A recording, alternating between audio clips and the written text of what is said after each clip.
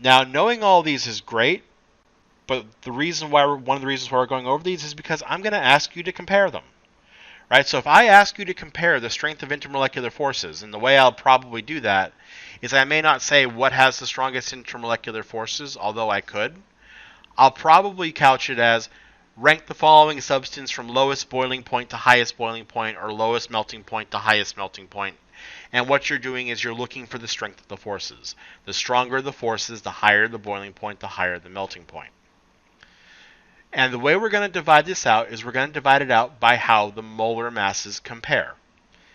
If compounds have similar molar masses, so they're about the same, then hydrogen bonding is the strongest, dipole-dipole is after that, and dispersion is the weakest. If things have very different molar masses, then what you're going to be looking for is the higher molar mass will have the stronger force. Because when they have really high molar masses, that's enough to let dispersion kind of overtake everything else because of just how heavy some of those molecules are. And when I say similar or different, I'm going to make it obvious, right? So similar molar masses will have molar masses like plus or minus a couple in either direction. So very, very close to each other, whereas different molar masses, they may be different by like 50 or 100 units of atomic mass. Right? So I will make it plainly obvious which one I intend for you to do based on the formula.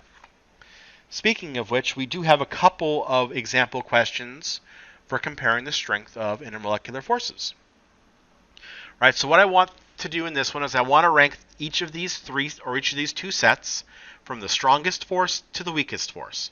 Now, generally, what you'd want to do if you don't have them drawn out is draw out the Lewis structures.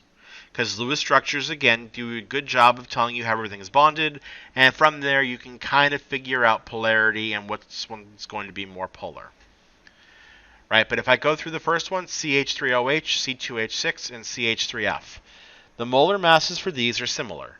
CH3OH is 30, C2H6 is also 30, CH3F is 34, right? So plus or minus 4 across that entire range is not a lot. So what I'm going to do there, since their molar masses are about the same, I'm going to see which one has the strongest force. So do any of these three have hydrogen bonding? CH3OH has hydrogen bonding because it has O bonded to H. So that one's going to be up there. C2H6 doesn't have hydrogen bonding. C3HF, well, there's hydrogen and fluorine in the compound, but if you draw the Lewis structure, the fluorine's actually bonded to the carbon and not the hydrogen. So that doesn't count either. So CH3OH is the strongest. Now, the next one I'm going to look at is I'm going to look at dipole-dipole force. C2H6 is nonpolar. C3HF is polar. Because C3HF is polar, it has dipole-dipole. That will be second. And then C2H6, only having dispersion force, is going to be third. It's the weakest overall force. For our next one, we have C2H2, C10H22, and C6H6. The molar masses of these are 26, 144, and 78 respectively. So you see how this has a really large spread. This is what I mean when I say I'm going to make it obvious. None of these molecules have hydrogen bonding. None of these molecules have dipole-dipole force. They are all nonpolar. So since they all have dispersion, dispersion is based on heaviest molecule is the strongest. Heaviest molecule here, C10H22. Second place is C6H6. Weakest, C2H2. Right? So I just compare their molar masses because they are so different. And that's how you rank them. So that's how strong their forces are. It'll also be the same if I asked you to go from highest to lowest boiling point or highest to lowest melting point. Right? Same type of thing. One of the last things I want to cover in terms of intermolecular forces is the effect of intermolecular forces on solubility of a substance. Right? So the reason why substances can dissolve in one another is because they have similar intermolecular forces. Okay, so a polar molecule needs a polar or hydrogen bonded molecule in order to dissolve in. Nonpolar things will not dissolve in polar substances. The phrase we use for this is called like dissolves like.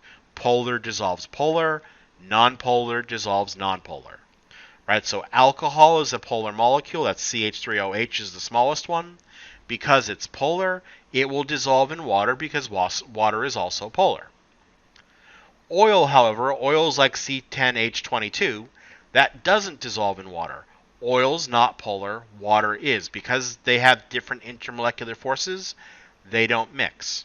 So if I ask you whether or not one thing will dissolve in another, that's what you're looking for. Identify the intermolecular forces. If something is polar, it needs a polar substance to dissolve in.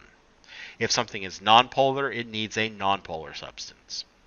Okay, so that's it for the video on intermolecular forces.